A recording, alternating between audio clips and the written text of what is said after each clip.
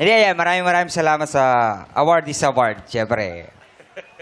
Nanay ko, matatawa na naman ito, tsaka yung ate ko, syempre. Kaya, ayoko umiyak, pero maraming salamat dahil, yun nga, tinanggap ako bilang, eto ako ng programang to, kaya...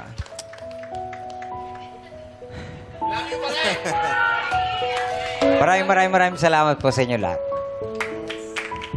Ako naman po, madalang people, nung 2010, nung nagburado na ako sa hurado, akala ko tapos na po ako.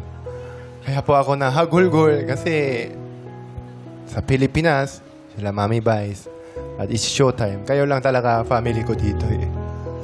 So, pero ang galing ni Lord na may mas maganda pala balita.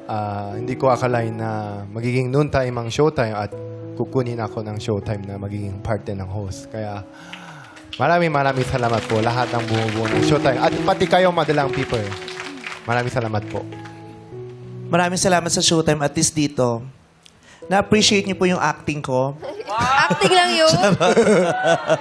Hindi siya special jury citation. Hindi, joke lang. Hindi, kaming tatlo nakakatuwa. Actually, lahat kami dito sa Showtime. Maraming salamat sa Madlang People for allowing us to laugh and cry in front of you with authenticity and honesty. Maraming salamat dahil hindi namin kinakailangan magpanggap at magtago ng mga nararamdaman namin. Malaya kami nakakapaglabas ng damdamin namin dahil mapagkakatiwalaan namin kayo. Dahil Madlang People, kayo ang safe space namin. Salamat po! Salamat po!